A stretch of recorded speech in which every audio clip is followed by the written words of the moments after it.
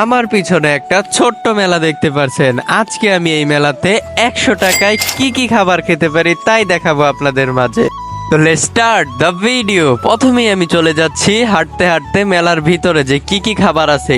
ফার্স্টেই আমি এখানে দেখতে পেলাম কিছু কেক আর পেস্ট্রি আছে, তো এখান থেকে আমি একটা পেস্ট্রি নিয়ে নিলাম।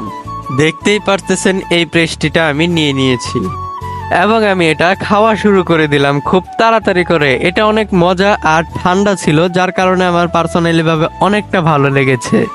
যেহেতু আমি ওইটা 20 টাকা দিয়ে কিনেছিলাম, তাই আমার কাছে আছে আর মাত্র 80 টাকা। এখন সামনে একটু আগতেই দেখতে পেলাম এখানে ফুচকা বিক্রি করতেছে, তো ফুচকার লোভ তো কখনোই পালানো যায় না, তাই আমি এখান থেকে বেলপুরি অর্ডার করে দিলাম।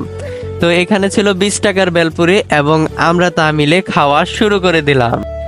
বেলপুরিতে অনেক ঝাল ছিল, যার কারণে আমরা একটা ঠান্ডা নেওয়ার কথা ভাবলাম, আর এই ঠান্ডাটা ছিল মাত্র 20 টাকা এবং এই ঠান্ডাটা হচ্ছে ম্যাক্স কোলা। আর দেখতেই পাচ্ছেন ঠান্ডাটা আমরা তাড়াতাড়ি করে এই ঠান্ডাটা খেয়ে নিলাম।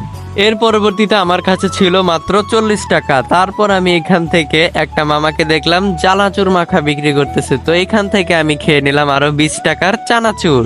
চানাচুর মাখা খাওয়ার পরে আমার কাছে ছিল মাত্র 20 টাকা, আর 20 টাকা দিয়ে কিছু ঠান্ডা জাতীয় কিছু খেতে চেয়েছিলাম। আর তৎক্ষণাৎ সামনে দেখতে পেলাম একটা গ্যান্ডারির রস, যা আমরা উখের রসম নামে চিনে থাকি। তো এখান থেকে আমরা 20 টাকার এক গ্লাস খেয়ে নিলাম। এইগুলো খাওয়ার পর যেহেতু আমাদের টাকা শেষ, সেহেতু আমাদের ঘোরাফেরাও শেষ। তো এখনই আমরা বাসায় চলে যাচ্ছি। আর ভিডিওটা কেমন লাগলো অবশ্যই কমেন্টে জানাবেন। টাটা।